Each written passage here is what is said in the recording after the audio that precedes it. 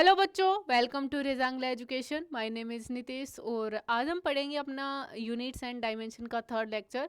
Last class में आप लोगों को याद हो तो हमने पढ़ा था डायमेंशंस के बारे में, पढ़ा था कि डायमेंशंस होती क्या है ना। हमने देखा था कि डायमेंशंस निकालते कैसे हैं। जब हमें धीरे धीरे हमारी क्लासेस कवर होती जाएंगी तब धीरे धीरे हमें आता जाएगा कि निकालते कैसे, फॉर्मूले याद होंगे तो हम निकाल लेंगे। लास्ट क्लास में ये सब कुछ हो चुका था, मैंने बता दिया था आपको कैसे निकालना है, क्या करना है। ठीक है, तो अब ये बताओ कि हम ये डायमेंशन पढ़ क्यों रहे हैं, क्या रीज़न है इनका पढ़ने का, इनका कुछ यूज भी है या फिर बस हम निकाले जा रहे हैं कि इसकी डायमेंशन ये है, इसकी डायमेंशन ये है, इनका यूज भी है। तो चलो आज पढ़ते हैं इनका यूज़। तो आज की हेडिंग डाल लो, नोट्स बनाना स्टार्ट कर दो। आज की हेडिंग है हमारे पास यूजेस ऑफ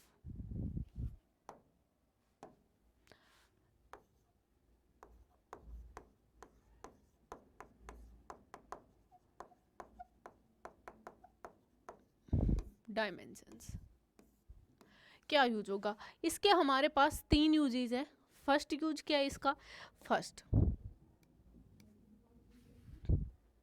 फर्स्ट यूज है इसका हमारे पास to check the correctness of the equation, to check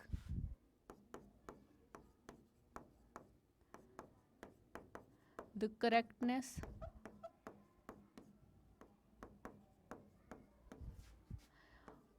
of the equation.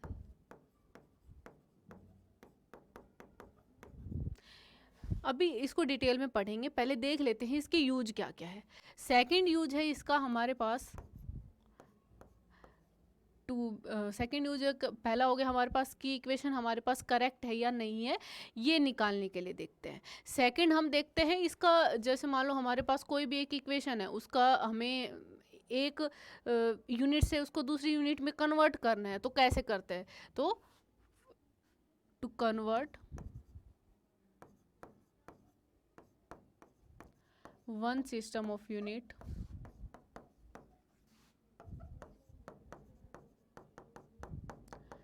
into another।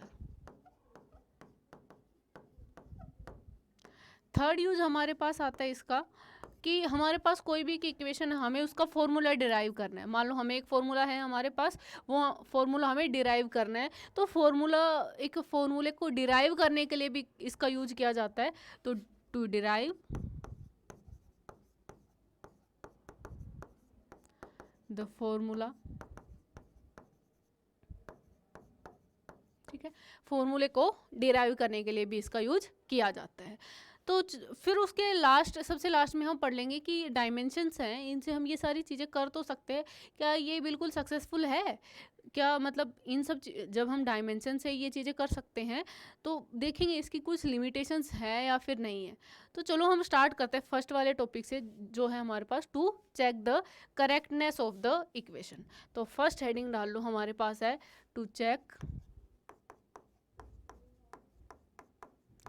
the correctness of the equation।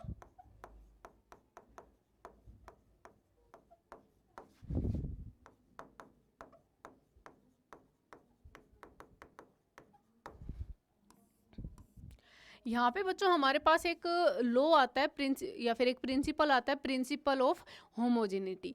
ये बोलता क्या है, ये कहता है कि जो हमारे पास वेलोसिटी है उसको वेलोसिटी में ऐड कर सकते हैं, फोर्स को फोर्स में ऐड कर सकते हैं, मास को मास में ऐड कर सकते हैं, लेंथ को लेंथ में ऐड कर सकते हैं। मतलब ऐसा नहीं है कि मैंने मास को फोर्स में ऐड कर दिया, है ना। दो चीज़ों का कंपैरिजन होता है, दो चीज़ों का मैंने कंपैरिजन कर दिया। दो चीज़ों का कंपैरिजन कैसे होगा, मैंने पूछा तुम्हारी हाइट कितनी है, तो मेरी भी हाइट का ही कंपैरिजन होगा। मैंने ये पूछ लिया कि मेरा मास 50 kg है, तुम्हारी हाइट बता दो, दोनों का इन चीज़ों का कंपैरिजन नहीं होगा, है ना। मास का कंपैरिजन मास से होगा, हाइट का हाइट से होगा, इन सब चीज मतलब वेलोसिटी का वेलोसिटी से होगा, मास का मास से होगा, लेंथ का लेंथ से होगा, फोर्स का फोर्स से होगा, प्रेशर का प्रेशर से होगा। मतलब एक क्वांटिटी का कंपैरिजन दूसरी से ही कर सकते हैं, है ना। एक क्वांटिटी को दूसरी में ही ऐड कर सकते हैं। हम मास को फोर्स में ऐड नहीं कर सकते, हम मास से फोर्स को नहीं माइनस कर सकते। तो प्रिंसिपल ऑफ होमोजेनिटी यही कहता है कि एक चीज़ को दूसरी चीज़ में ही ऐड या सब्ट्रैक्ट किया जा सकता है, एक चीज़ को दूसरी चीज़ उसी सिमिलर चीज़ से जैसे एक मास है तो दूसरे किसी और के मास से ही कंपेयर किया जा सकता है। तो हमारे पास जो प्रिंसिपल ऑफ होमोजेनिटी क्या कहता है, प्रिंसिपल ऑफ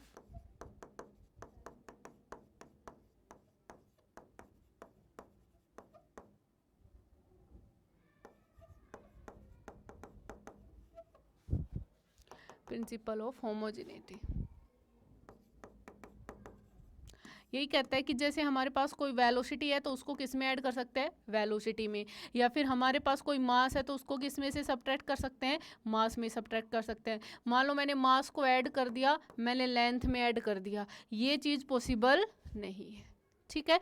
और हम किसी भी इक्वेशन की करेक्टनेस कि ये करेक्ट है या फिर नहीं है, ये कैसे निकाल सकते हैं, कैसे निकालेंगे, हम क्या बोलेंगे कि हमारे पास जो इक्वेशन है, या फिर ये बोल सकते हैं अकॉर्डिंग टू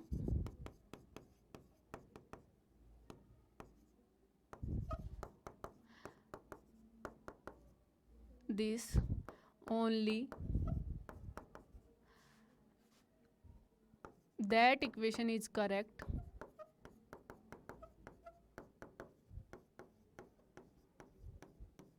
ओनली, सिर्फ वही इक्वेशन करेक्ट होगी इन विच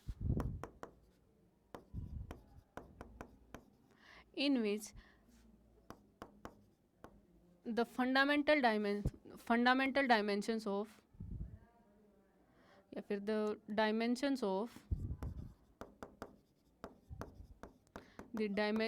of fundamental physical quantities, fundamental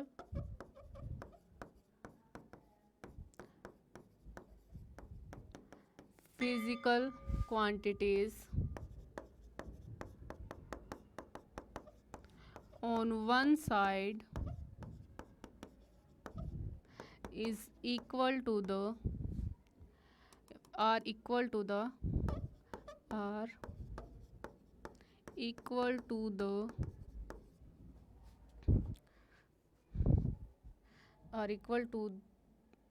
their respective dimensions.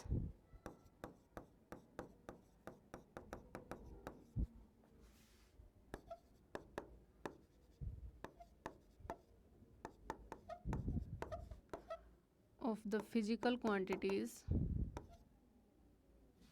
of the fundamental physical quantities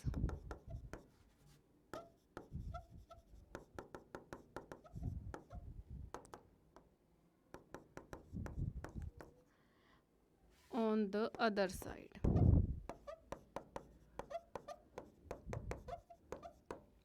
रुको, ये बोल क्या रहा है, चेक, मतलब एक इक्वेशन की करेक्टनेस को, एक इक्वेशन सही है या गलत है, ये कैसे पता करेंगे।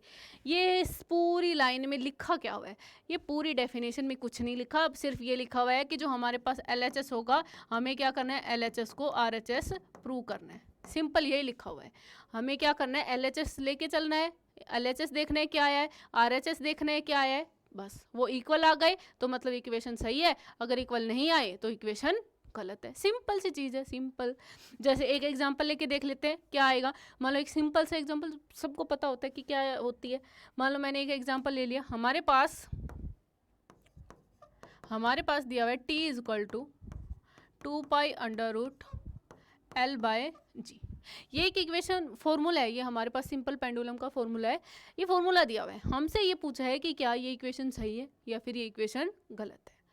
चलो LHS लेके चलो इसका, है ना। हमने क्या किया, हमने ले लिया LHS में हमारे पास t है और t की डायमेंशन क्या होती है, सिंपल आ गया है ना, LHS आ गया। अब निकाल दो इसका RHS क्या आएगा इसका, RHS में हमारे पास है 2π√L/g। 2π की कोई डायमेंशन होती नहीं है, L की डायमेंशन होगी और G की डायमेंशन होगी। L की डायमेंशन क्या होगी, 2π की कोई डायमेंशन है नहीं, L की डायमेंशन अंडर रूट में, पहले तो 2π की कोई डायमेंशन है नहीं, फिर उसके बाद अंडर रूट, फिर L की डायमेंशन लिख दो। L की डायमेंशन क्या है, L है, कैपिटल L। G की डायमेंशन क्या होगी, G हमारे पास क्या होता है, acceleration due to gravity, acceleration due to gravity.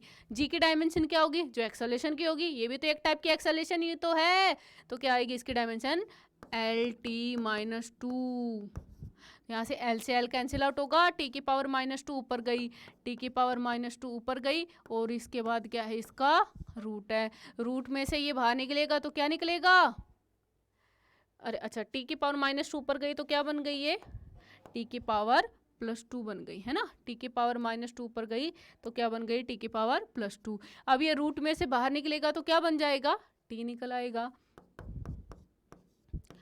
Left hand side क्या थी, T थी, राइट हैंड साइड क्या आई है, T आई है। मतलब कि ये फॉर्मूला हमारे पास सही है। LHS आ गया हमारे पास, किसके इक्वल आ गया, RHS के। मतलब ये वाला फॉर्मूला क्या है, सही है। मान लो इसी में ये दे देता, मान लो सोल्व करने के लिए ये देता 2π√g/L, ये सोल्व करने के लिए दे दे, तो हमें देखना होगा ये वाली इक्वेशन क्या होगी, गलत हो जाएगी। सिंपल सी चीज़ है ना। तो किसी भी इक्वेशन को कैसे चेक कैसे करते हैं, उसका LHS ले लो, उसका RHS ले लो। LHS निकाल के देख लो, RHS निकाल के देख लो, फॉर्मूला पुट कर लो, डायमेंशंस पुट कर लो, इजीली निकल जाएंगे। चलो आगे चलते हैं। अब नेक्स्ट हमारे पास आता है कि डायमेंशंस तो हमने देख ली, हम किसी एक क्वांटिटी की डायमेंशन निकाल भी सकते हैं, है ना। किसी एक क्वांटिटी की डायमेंशन निकाल भी सकते हैं। कैसे निकालेंगे, मान लो हमारे पास एक एग्जाम्पल लेके ही समझते हैं, एग्जाम्पल ही आते हैं डायरेक्ट इसके, है ना। एग्जाम्पल लेके समझते हैं। मान लो हमारे पास एक इक्वेशन दी हुई है, हमने दे दी कि v इक्वल, या फिर कुछ ऐसे दे दी, v इक्वल टू u+xt। ये इक्वेशन सबने सुनी होगी, है ना। v इक्वल टू u+xt दी हुई है। यहाँ पे x हमें निकालना है ना, हमें निकालनी है फाइंड डायमेंशन ऑफ x के डायमेंशन हमें निकालनी है। यहाँ पे हमें दिया क्या हुआ है, v है हमारे पास, ये वेलोसिटी है, u है हमारे पास, ये भी क्या है, वेलोसिटी है, t है हमारे पास, ये क्या है, t हमारे पास है टाइम। तो चलो सोल्व करते हैं। वैसे तो सबको पता होगा ही कि ये इक्वेशन होती है कि कौन सी इक्वेशन है, इक्वेशन ऑफ मोशन जो होती है वो है। चलो फिर भी सोल्व करके देखते हैं क्या आएगा। देखो यहाँ पे हमारे पास दिया क्या हुआ है, v equal to u+at।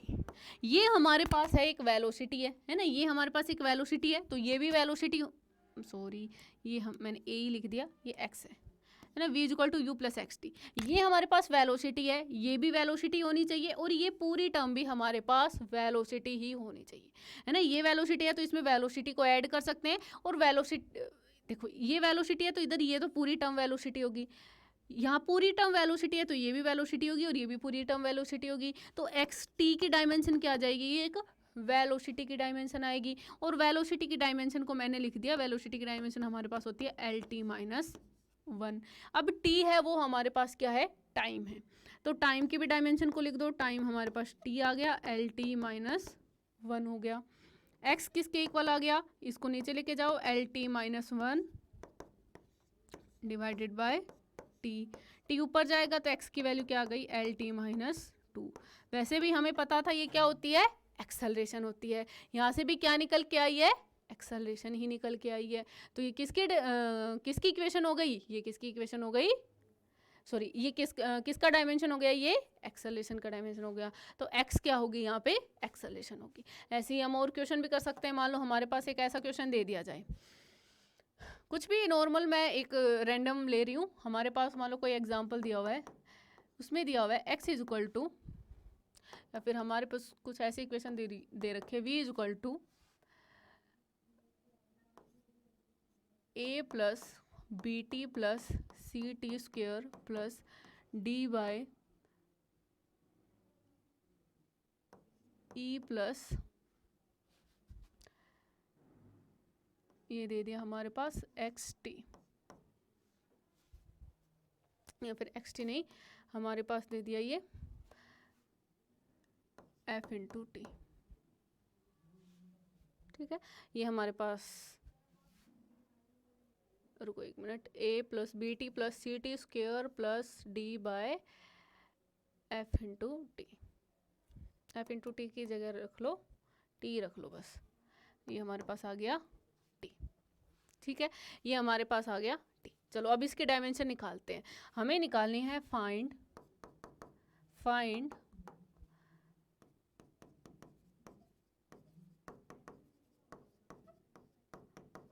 Dimensions of A B C D and, इन सब की हमें डायमेंशन निकालनी है। ठीक है, चलो स्टार्ट करते हैं, पहले ए से स्टार्ट करते हैं। पहले इक्वेशन लिख देते हैं। इक्वेशन हमारे पास ये है। चलो ए हमारे पास क्या होगी, यहाँ वेलोसिटी है, ये वेलोसिटी है, तो ये भी क्या होना चाहिए, वेलोसिटी। तो ए की डायमेंशन तो सीधी आ गई, ए क्या होगी हमारे पास, वेलोसिटी होगी, और ए की डायमेंशन आ गई एल टी माइनस 1, एक तो आ गया। अब आगे हमारे पास है बी टी, ये वेलोसिटी, ये पूरी वेलोसिटी, तो ये भी पूरी क्या होनी चाहिए, वेलोसिटी होनी चाहिए। तो बी टी हमारे पास क्या होगी, बी टी हमारे पास होगी डायमेंशन ऑफ वेलोसिटी। वेलोसिटी की डायमेंशन क्या होती है, बी इंटू टी की dimension capital T, dimension of V की एल टी माइनस 1, ये नीचे जाएगा तो ये क्या जाएगा एल टी माइनस 2। तो बी की भी डायमेंशन आ गई, क्या आ गई, एल टी माइनस 2। ठीक है, उसके बाद हमारे पास सी टी स्क्वायर है, ये पूरी भी क्या होगी, वेलोसिटी होगी। तो यहाँ से हम क्या निकाल देंगे, सी टी स्क्वायर की डायमेंशन क्या होगी, एल टी माइनस 1, ये सी इंटू टी की पावर 2 एल टी माइनस 1, इसको उधर लेके जाएंगे तो C is equal to L T minus 3, C की डायमेंशन आ गई। अब डी और ई की निकालते हैं, है ना, डी और ई की निकालते हैं। अब डी की पहले बाद में निकालेंगे, पहले ई की देखो। अब यहाँ पे देखो ये टी है और ये ई है ना, इसको थोड़ा सा अच्छा लिख देते हैं ताकि ये टी दिखे।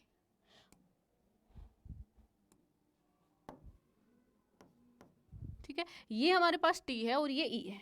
अब टी हमारे पास टाइम है ना, ये लिख देते हैं, टी क्या है हमारे पास, टाइम है, और वी है हमारे पास वेलोसिटी। टी हमारे पास टाइम है और टाइम में ई को ऐड कर रखा है, तो टाइम में किसको ऐड कर सकते हैं, टाइम में टाइम को तो ही ऐड कर सकते हैं। तो ई की डायमेंशन क्या हो गई, यहाँ से ई की डायमेंशन हमारे पास हो गई टी, क्योंकि टाइम में टाइम को ही ऐड कर सकते हैं, टाइम में किसी और चीज़ को ऐड नहीं कर सकते। तो ई की डायमेंशन क्या हो गई हमारे पास, टी हो गई। अब D by E plus T है ना, हमारे पास क्या है, D by E plus T. अब ये नीचे टाइम है, टाइम में टाइम को ऐड करोगे तो टाइम की डायमेंशन आएगी, तो ये क्या आ गया हमारे पास, डी बाई टी। नीचे तो टाइम ही आएगा, और डी ये पूरी की पूरी किसके इक्वल होगी, ये पूरा होगा हमारे पास वेलोसिटी। जैसे ये पूरा वेलोसिटी था, ये पूरा वेलोसिटी था, सारे के सारे वेलोसिटी थे, तो ये पूरा किसके इक्वल होगा, वेलोसिटी के। और किसका इक्वल होगा, dimension of velocity. Dimension of velocity D is equal to dimension of velocity कितनी होती है हमारे पास, एल टी माइनस 1। तो डी की डायमेंशन क्या आ गई हमारे पास, एल इंटू टी, एल ही आ गई है ना, क्या आ गई, एल आ गई। तो डी के डायमेंशन क्या आ गई हमारे पास, टी से टी कैंसिल आउट होगा, डी की डायमेंशन आ गई हमारे पास एल। ठीक है, तो ये हमने सभी की डायमेंशन निकाल दी। तो आप ऐसे किसी भी एक फॉर्मूले की डायमेंशन निकाल सकते हो। तो ये हो गया हमारा फर्स्ट यूज। अब चलते हैं नेक्स्ट यूज की तरफ।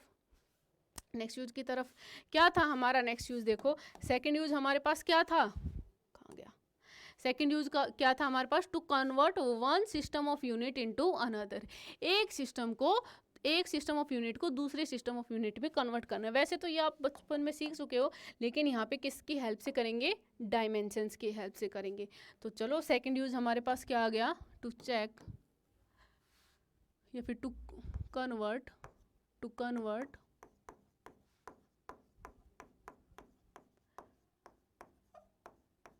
One system of unit into another. एक सिस्टम ऑफ यूनिट को दूसरी में कन्वर्ट करना है, कैसे करेंगे, देखो मान लिया ये हमारे पास है फर्स्ट सिस्टम और एक है हमारे पास सेकंड सिस्टम। फर्स्ट सिस्टम में जो हमारे पास कोई भी फॉर्मूला आ गया, जैसे हमारे पास फोर्स का फॉर्मूला क्या होता है, फोर्स का फॉर्मूला होता है एम एल टी माइनस 2। अब वो फर्स्ट सिस्टम ऑफ यूनिट में देखो, चाहे सेकंड सिस्टम ऑफ यूनिट में देखो, वो रहेगा तो एम एल टी माइनस 2 ही है ना, एम एल टी माइनस 2 ही। लेकिन हमने ये मान लिया यहाँ पे फर्स्ट सिस्टम ऑफ यूनिट में हम यहाँ पे मास को m1 लिखेंगे, लेंथ को l1 और टाइम को T1 लिखेंगे। ऐसे ही सेकंड सिस्टम में मास को M2 लिखेंगे, लेंथ को L2 लिखेंगे और टाइम को T2 लिखेंगे। ठीक है, अब पावर्स तो दोनों में ही सेम रहेंगी, है ना। ये फोर्स है, फोर्स को चाहे मैं न्यूटन में लिखूं चाहे मैं डायन में लिखूं, रहेगा तो यही फॉर्मूला, पावर्स तो फिर भी सेम ही रहेंगे। तो यहाँ पे पावर्स को मैंने लिख दिया, दोनों सिस्टम में पावर्स को A, B एंड C लिखेंगे। जैसे M की पावर A, L की पावर B और T की पावर C, यहाँ पे भी सभी की power A, B and C। अब सोल्व कैसे करेंगे, हमने एक इक्वेशन देखी थी लास्ट से लास्ट क्लास में, N1U1 is equal to N2U2, है ना। मान लो ये हमारा फर्स्ट सिस्टम है, ये सेकंड सिस्टम है, हमें निकालना है सेकंड सिस्टम में क्या होगा या फर्स्ट सिस्टम में क्या होगा, ऐसे कुछ निकालना होता है। हमें N2 निकालना है। मान लो N2 क्या आ जाएगा हमारे पास, N1 into U1 by U2। U1 क्या होगा हमारे पास, ये होगा, U2 क्या होगा, ये वाला होगा। U1 में कैसे लिख सकते हैं, मान लो U1 में मैंने लिख दिया M1 की पावर A, L1 की पावर A, M1 की पावर A, L1 की पावर A और T1 की पावर A लिख सकते हैं। ऐसे U2 में लिख सकते हैं M2 की पावर A, L2 की पावर B, अच्छा ये B है और ये C है, ये L की पावर B, T की पावर C एंड T2 की पावर C। अब इसको थोड़ा सा और सोल्व कर देते हैं। तो N2 हमारे पास क्या आ जाएगा, N2 आ जाएगा N1 M1 बाय M2 की power A, L1 bye L2 की power B, T1 bye T2 की पावर C। ये हमने लिख दिया N2 को, M1 by M2, L1 by L2 and T1 bye T2, सभी की पावर्स को हमने लिख दिया। ठीक है, अब इसके क्वेश्चंस कैसे सोल्व करेंगे, है ना, ये तो चलो बता दिया। चलो करके देखते हैं कि हम एक न्यूमेरिकल सोल्व करके देखते हैं, उसके बाद आप लोगों को समझ में आ जाएगा कैसे करना है। ठीक है, चलो करते हैं हम नेक्स्ट एक न्यूमेरिकल कर लेते हैं, एक या दो न्यूमेरिकल कर लेते हैं। जैसे हमारे पास मान लो एक क्वेश्चन दिया हुआ है, कन्वर्ट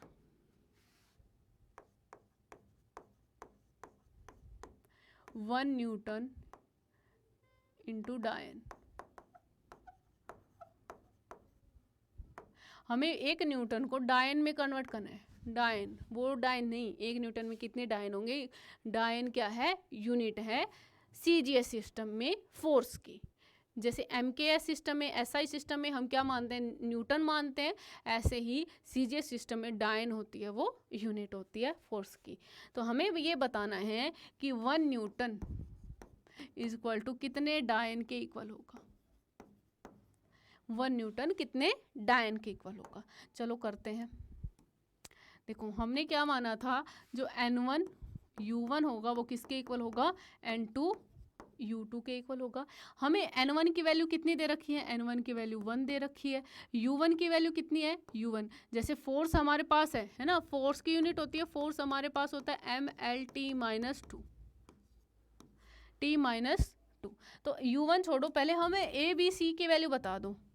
A की वैल्यू कितनी है, A की वैल्यू M की पावर, B की वैल्यू L की पावर, C की वैल्यू -2 T की पावर। अब U1 को कैसे लिख सकते हैं, U1 को हम लिख सकते हैं M1 की पावर 1, L1 की पावर 1, T1 की पावर -2।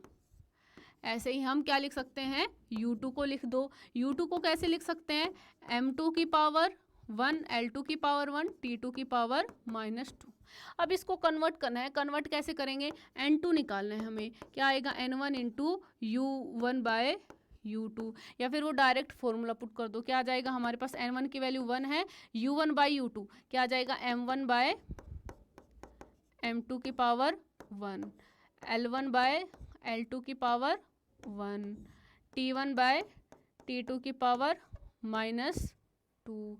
वैल्यू पुट कर दो। M1 की वैल्यू कितनी है, CGS सिस्टम में जो हमारे पास फॉर्मूला होता है, CGS सिस्टम में जो हमारे पास फोर्स होता है वो होता है force is equal to mass into acceleration.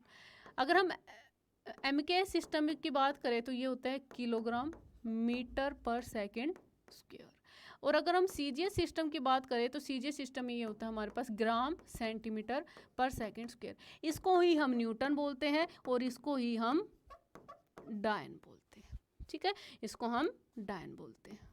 अब हमें निकालना है MKS सिस्टम में निकालना है ना, हमें सॉरी हमें CGS सिस्टम में निकालना है। मतलब M1 किस में होगा, किलोग्राम में होगा, L1 किस में होगा, मीटर में होगा, और T1 किस में होगा, सेकंड में होगा। ऐसे ही M2 है वो किस में होगा, M2 ग्राम में होगा, L2 सेंटीमीटर में होगा और T2 सेकंड में होगा। तो वैल्यू पुट कर दो यहाँ पे। N2 की वैल्यू हमारे पास क्या आ जाएगी, 1 इंटू क्या आ जाएगी, M1 बाय L1। M1 की वैल्यू कितनी है, 1 kilogram, divided by L1 M2 की वैल्यू कितनी है, 1 ग्राम, है ना। ये क्या होगा, 1 किलोग्राम, ये 1 ग्राम, इस सब की power 1 into L1 bye L2। L1 की वैल्यू कितनी है, L1 की वैल्यू हमारे पास हो गई मीटर, और L2 की वैल्यू हमारे पास हो गई सेंटीमीटर। सेंटीमीटर किस में है, 1 centimetre, 1 metre divided by 1 centimetre, इसकी पावर 1। T1 बाई T1 हमारे पास सेकंड में और T2 भी दोनों ही सेकंड में अब की बार, तो 1 सेकंड डिवाइडेड बाय 1 सेकंड, इसकी पावर -2। अब यहाँ पे बस किलोग्राम को ग्राम में कन्वर्ट कर लो। ये 1 इंटू 1 किलोग्राम क्या आ जाएगा हमारे पास, 1000 ग्राम डिवाइडेड बाय ग्राम, इसकी पावर 1 है। 1 मीटर में 100 centimetre divided by centimetre. Second से सेकंड कैंसिल आउट हो जाएगी, ठीक है। वो कैंसिल आउट होगी तो 1 की पावर -2 वो 1 ही होगा। ये कितना आ जाएगा, ग्राम से ग्राम कैंसिल आउट, सेंटीमीटर से सेंटीमीटर कैंसिल आउट, कितना आ जाएगा, ये 10 की पावर ये 3 हो गई और ये 2 हो गई, कितना आ गया 10 की पावर 5। तो 1 न्यूटन किसके, N2 की वैल्यू आ गई हमारे पास 10 टू द पावर 5, तो ये किसके इक्वल होगा, 10 टू द पावर 5 के इक्वल होगा, 10 टू द पावर 5 के इक्वल होगा। 1 न्यूटन किसके इक्वल हो गया, 10 टू द पावर 5 डाइन। ऐसे ही और क्वेश्चन भी कर सकते हैं, कैसे कर सकते हैं, मान लो हमारे पास दे दिया कन्वर्ट, या फिर इसको आप एक सिंपल तरीके से भी कर सकते हो जैसे आप बचपन में करते आए हो वैसे, है ना। हमें क्या करना है, आपको अगर मान लो एक तो ये लिखना होता है तो वो करना पड़ता है, लेकिन मान लो आप लोगों का एग्ज़ाम है MCQ बेस्ड, है ना, नीट में होते हैं, तो कैसे कर सकते हैं। मान लो हमारे पास हो गया, हमें कन्वर्ट करना है 1 न्यूटन मतलब 1 किलोग्राम मीटर पर सेकंड स्क्वायर को किस में कन्वर्ट करना है, हमें इसमें कितने ग्राम सेंटीमीटर पर सेकंड स्क्वायर होंगे, यही करना है ना। तो हमारे पास 1 की वैल्यू तो 1 ही है क्योंकि 1 न्यूटन दे रखा है। किलोग्राम को ग्राम में कन्वर्ट करो, 1 किलोग्राम में 1000 ग्राम, मीटर को सेंटीमीटर में कर दो, 1 मीटर में 100 सेंटीमीटर, सेकंड का तो सेकंड ही रखना है, तो कितना आ गया 10 to the power 5 gram centimetre per second square. Simple सा तरीका, इतना बड़ा करने की ज़रूरत नहीं है आप लोगों का अगर MCQ बेस्ड एग्जाम है, जैसे नीट में होगा, JEE में होगा, ठीक है। चलो अब चलते हैं हम आगे। ये तो उन बच्चों के लिए है, मान लो किसी को CBSE का एग्ज़ाम देना है तो वो कर सकता है ना। आप लोग ऐसे करो, है ना। नेक्स्ट हमारे पास आता है जैसे जूल को अर्ग में कन्वर्ट करना, है ना। हमारे पास है मान लो कन्वर्ट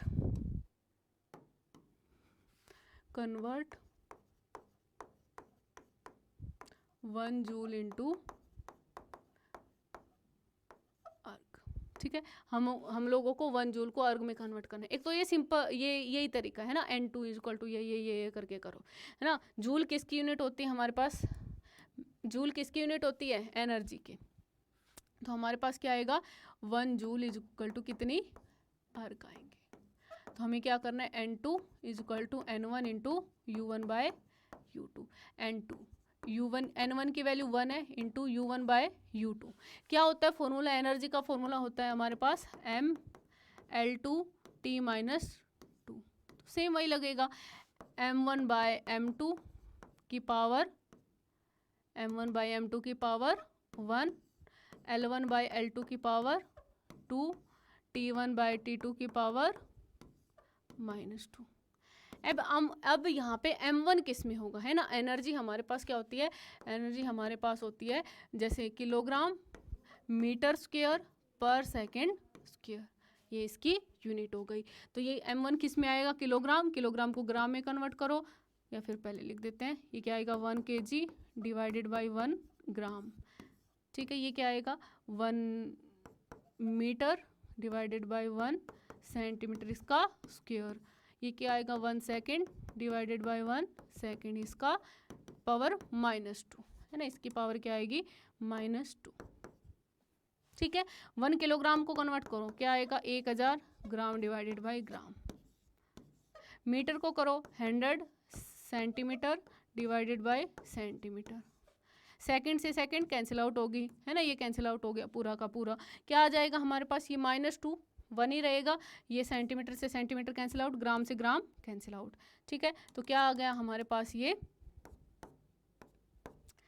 1000 इंटू इसका स्क्वायर भी है ना, इसका स्क्वायर भी है 10 टू, तो 100 का स्क्वायर कितना आ गया, ये 4, ये 0 आ गई और 3 ये आ गई, 7 आ गई, तो ये क्या आ गया 10 टू द पावर 7। तो n2 की वैल्यू 10 टू द पावर 7 आ गई है ना, n2 की वैल्यू क्या आ गई हमारे पास 10 टू द पावर 7। तो 1 जूल में कितने अर्ग होंगे, 10 टू द पावर 7। या सिंपल कर लो, हमें इसको कन्वर्ट करना है, इसको किस में कन्वर्ट करना है, हमें कन्वर्ट करना है ग्राम सेंटीमीटर स्क्वायर पर सेकेंड स्क्वायर। किलोग्राम में कितने ग्राम होंगे, 1000 ग्राम होंगे। मीटर में कितने सेंटीमीटर होंगे, 100 सेंटीमीटर होंगे, लेकिन उसका भी क्या है, स्क्वायर है। डिवाइडेड बाय सेकंड स्क्वायर का तो सेकंड स्क्वायर ही है, तो कितना आ गया ये 10 टू द पावर 7। सिंपल है ना, ये वाला कर लो, इजी है। चलो अब हम चलते हैं आगे। नेक्स्ट हमारे पास आता है दो तो हमारे पास हो गए हैं कि क्या करते हैं इससे, है ना, इसका क्या यूज है। नेक्स्ट हमारे पास आता है टू डिराइव, है ना, टू डिराइव द इक्वेशन। किसी एक इक्वेशन को डिराइव करना है या फिर किसी फॉर्मूले को डिराइव करना है। टू डिराइव कर रखा है मैंने,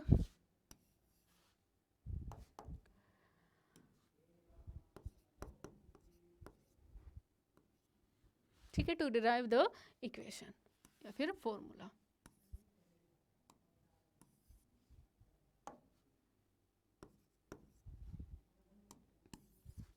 चलो चलते हैं, अब हमारे पास नेक्स्ट आ गया टू डिराइव द फॉर्मूला। तो नेक्स्ट हेडिंग डाल लो, third to derive the formula.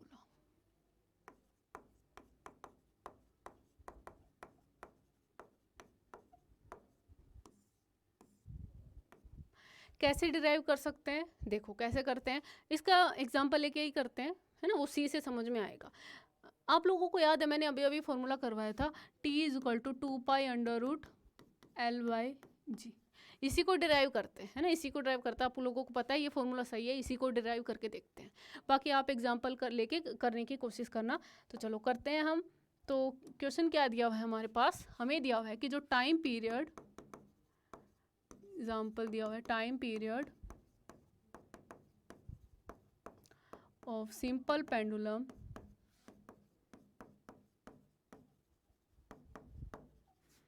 Is depends upon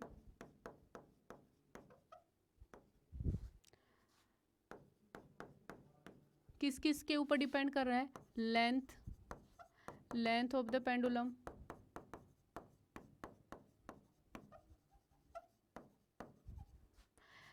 second हमारे पास डिपेंड कर रहा है एक्सेलरेशन ड्यू टू ग्रेविटी,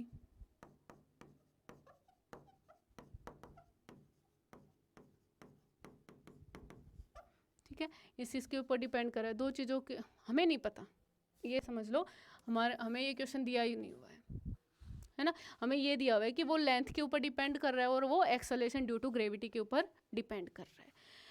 बस इसने ये दिया है, क्वेश्चन में ये नहीं दिया कि लेंथ की पावर कितनी है, एक्सेलरेशन ड्यू टू ग्रेविटी की पावर कितनी है, ये सब कुछ भी नहीं दिया हुआ है इसने सिर्फ ये दिया हुआ है कि लेंथ के ऊपर डिपेंड कर रहा है और एक्सेलरेशन ड्यू टू ग्रेविटी। इससे तो हम बहुत सारे, अगर हमारी मर्जी हमें ये बोल दे कि ये दिया हुआ है, तो कोई ये बोले कि हम तो इसे बना सकते हैं फॉर्मूला, क्या बनाओगे, हमें बस ये दिया, हम ये लिख देंगे L/G पे डिपेंड कर रहा है, या फिर L² G पे डिपेंड कर रहा है, या फिर L/G पे, कुछ भी फॉर्मूला बना सकते हैं, हजारों फॉर्मूले आएंगे इससे, तो है ना, ये नहीं कर सकते। तो हमें निकालना है इसका एग्जैक्ट आंसर, है ना, इसका सही में कितना आंसर आएगा वो निकालना है। तो ये इस फॉर्मूले से हम निकाल सकते हैं, इस फॉर्मूले से हम निकाल सकते हैं। कैसे निकालेंगे, देखो हमें क्या दे दिया, जो हमारे पास, हम स्टार्टिंग कैसे करेंगे, जो टाइम पीरियड है वो किसके ऊपर डिपेंड कर रहा है, लेंथ ऑफ द, एक मास के ऊपर भी बता देता है वैसे इसमें, तो मास के ऊपर भी वो 0 आता है ना, एक्सेलरेशन ड्यू टू ग्रेविटी एक g के ऊपर डिपेंड कर रहा है, दो चीज़ों के ऊपर डिपेंड कर रहा है।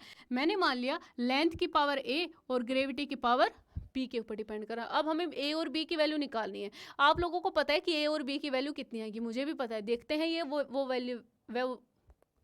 वैल्यू आएगी या नहीं आएगी। चलो अब क्या हुआ, t क्या हो गया हमारे पास, t एक कांस्टेंट लगा दिया हमने, l की पावर a g की पावर b। ये k क्या है, डायमेंशन लेस होना चाहिए, डायमेंशन लेस कांस्टेंट। ये कैसा होना चाहिए, ये डायमेंशन लेस होना चाहिए। तो यहाँ से t किसके इक्वल आ गया हमारे पास, अगर हम इसकी डायमेंशन को देखेंगे तो t की डायमेंशन क्या होगी हमारे पास, t होगी। ठीक है, ये जरूरी है डायमेंशन लेस होना, नहीं तो आंसर सही नहीं आएगा। ठीक है, ये t होगी, इसकी कोई डायमेंशन है नहीं, k की कोई डायमेंशन है नहीं, l की डायमेंशन क्या आ गई, लेंथ की तो l आ गई, इसकी पावर a, g की l t माइनस 2 है ना, एक्सेलरेशन ड्यू टू ग्रेविटी है तो इसकी एक्सेलरेशन ही आएगी यूनिट, सॉरी डायमेंशन, इसकी पावर b। चलो क्या आ गया, इधर हमारे पास t है, t को हम कैसे लिख सकते हैं, t को मैंने लिख दिया m की पावर 0, l की पावर 0, t की पावर 1।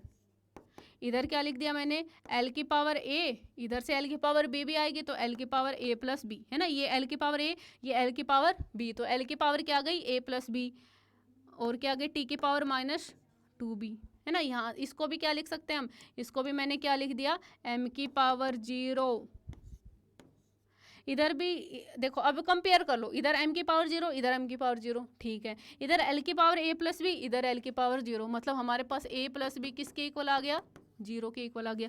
इधर t की पावर माइनस 2b, इधर t की पावर 1, t की पावर माइनस 2b, t की पावर 1, तो b की वैल्यू किसके इक्वल आ गई हमारे पास, माइनस 1/2। b की वैल्यू इसमें पुट करो तो a की वैल्यू हमारे पास कितनी आ जाएगी, 1/2। तो a और b की वैल्यू हमारे पास आ गई है 1/2 एंड माइनस 1/2। वैल्यू पुट कर दो, अब t की इसमें पुट कर दो है ना, t की वैल्यू हमारे पास इसमें पुट कर दो, सॉरी a और b की, t की वैल्यू क्या आ जाएगी हमारे पास, t आ गया हमारे पास, k कांस्टेंट है, l की पावर a है, l की पावर a 1/2 इंटू g की पावर माइनस 1/2। अब इसको नीचे लिख लो, t हमारे पास क्या आ गया k, इसको ऐसे भी लिख सकते हैं l/g है ना, क्योंकि g की पावर माइनस 1/2 है तो इसको मैंने नीचे लिख दिया, तो ये आ गया हमारे पास t is equal to √L/g आ गया। ये हमारे पास बन गया टाइम पीरियड का फॉर्मूला कि time period of a simple pendulum कितना होता है। इसमें एक दिक्कत रह गई है ना, k की वैल्यू हमारे पास नहीं निकल पाई, ये इसकी लिमिटेशन हो जाएगी, ये इसकी लिमिटेशन है कि यहाँ पे हम k की वैल्यू जो एक्सपेरिमेंटली निकालते हैं, एक्सपेरिमेंटली जो k की वैल्यू आती है, k की वैल्यू आती है वो 2π आती है, ये हमें एक्सपेरिमेंटली करके देखना है या फिर किसी और फॉर्मूले से करके देखना पड़ता है। हम यहाँ से k की वैल्यू नहीं निकाल पाते, यहाँ से k की वैल्यू नहीं निकाल पाते, हमें किसी और तरीके से करके देखना पड़ता है। ठीक है, तो ये क्या हो गई, इसकी लिमिटेशन हो गई, ये इसकी लिमिटेशन हो गई। तो चलो ऐसे ही और सारे न्यूमेरिकल्स हैं, आप लोग करके देखना। अब हम चलते हैं इसकी लिमिटेशंस की तरफ। क्या क्या लिमिटेशन हो गई, पहले तो यही हो गई limitations of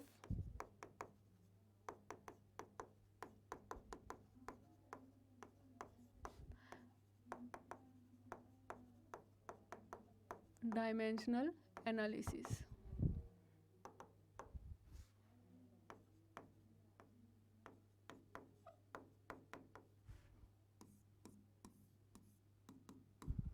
डायमेंशनल एनालिसिस की लिमिटेशंस, तो पहले लिमिटेशन तो यही हो गई, क्या हो गई, फर्स्ट हमारे पास क्या आ गई,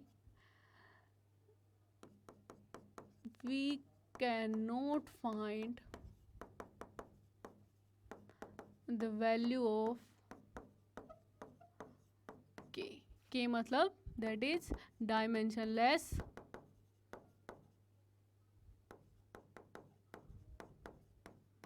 कांस्टेंट। ठीक है, पहले लिमिटेशन तो हमारे पास यही हो गई। सेकंड लिमिटेशन क्या आ गई हमारे पास, वी कैन नॉट, हम डिराइव नहीं कर सकते वो इक्वेशन जिसमें जैसे साइन थीटा आ गया, जिनकी कोई डायमेंशन नहीं होती है ना, वो इक्वेशन हम डिराइव नहीं कर सकते। जैसे हमारे पास कोई इक्वेशन है y is equal to a sine omega T, ये हमारे पास इक्वेशन है ना, हमने ये बोल दिया कि y है वो डिपेंड कर रहा है एक तो लेंथ के ऊपर, मैग्नीट्यूड लेंथ के ऊपर, और एक साइन के ऊपर डिपेंड कर रहा है। अब साइन की कोई डायमेंशन होती नहीं है तो इसकी तो कुछ होगी नहीं, तो y की वैल्यू a के इक्वल आ जाती है ना, तो ये गलत आता है इसमें। तो जिसमें हमारे पास वैल्यूज होती है ना, जिसमें डायमेंशन लेस कॉन्स्टेंट होते हैं, जिनका डायमेंशन सॉरी कांस्टेंट नहीं, जिनकी डायमेंशंस नहीं होते, जैसे sine theta, trigonometric function, exponential function, इनकी डायमेंशन नहीं होती, उनका हम नहीं निकाल पाते। तो क्या आएगा, we can not find dimensions of sine, जैसे dimensions involving sine theta, cos theta, exponential function etcetera, है ना, logarithmic function etcetera.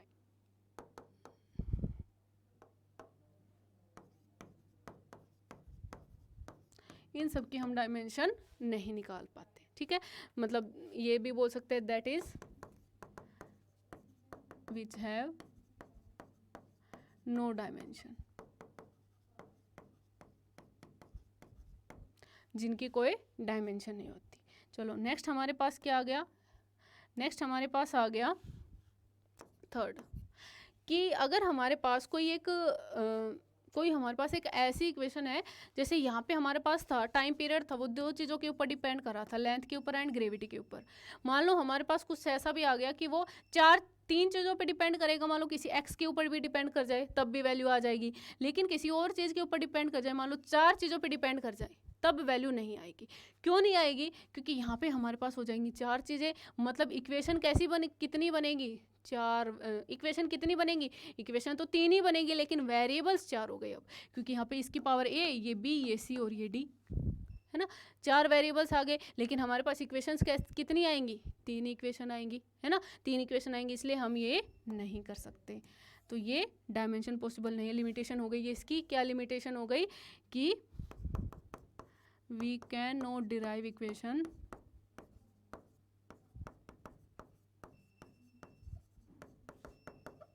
involving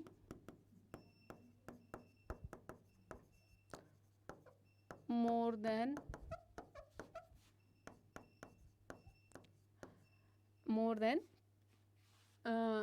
3 quantities,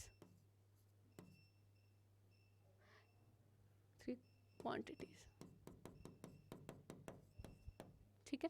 एक इक्वेशन आ गई, जैसे एक ऐसा आ गया कि मान लो हमारे पास एक ऐसी इक्वेशन है, s equal to U T plus half A T square, हम इसको डिराइव नहीं कर सकते, है ना। अगर हमारे पास 2 टर्म्स है, जैसे बीच में हमारे पास प्लस लग गया, 2 टर्म्स आ गए, तो उसको हम डिराइव नहीं कर सकते, क्योंकि हमारे पास आएगा कि जो हमारे पास डिस्प्लेसमेंट है वो डिपेंड कर रहा है यू पे, टी पे, ए और यू पे, ए पे और टी पे। तो ये इक्वेशन नहीं आ पाएगी, कुछ अलग ही आ जाएगा। तो हम ये भी कर सकते हैं कि जो हमारे पास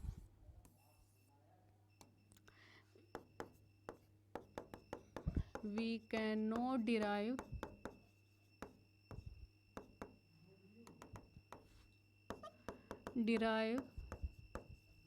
equation involving